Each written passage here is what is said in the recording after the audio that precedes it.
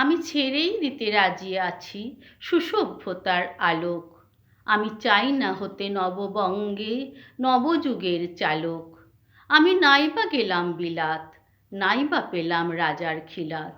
যদি পরজন্মে পাইরে হতে ব্রজের রাখাল বালক, তবে নিবিয়ে দেব নিজের ঘরে সুসভ্যতার আলোক। যারা নিত্য কেবল ধেনু চড়ায় বংশী বটের তলে, যারা গুঞ্জা ফুলের মালা গেথে পরে পরায় গলে, যারা বৃন্দাবনের বনে সদাই শ্যামের বাঁশি শোনে, যারা যমুনাতে ঝাঁপিয়ে পড়ে শীতল কালো জলে, যারা নিত্য কেবল ধেনু চড়ায় বংশী বটের তলে। ওরে বিহান হলো জাগরে ভাই, ডাকে পরস্পরে। ওরে ওই যে দধি মন্থধ্বনি উঠল ঘরে ঘরে। হ্যারো মাঠের পথে ধেনু চলে উড়িয়ে গোখুর রেণু, হ্যারো আঙিনাতে ব্রজের বধূ দুগ্ধ দহন করে। ওরে বিহান হলো জাগরে ভাই, ডাকে পরস্পরে।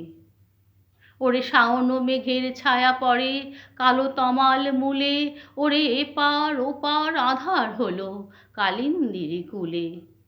ঘাটে গোপাঙ্গনা ডরে কাঁপে খেয়া তরির পরে, হ্যারো কুঞ্জ বনে নাচে ময়ূর কলাপখানি তুলে।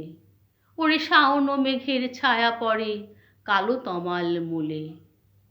মোরা নবনবীন ফাগুন রাতে নীল নদীর তীরে, কোথা যাব চলি অশোক বনে শিখি পুচ্ছ শিরে।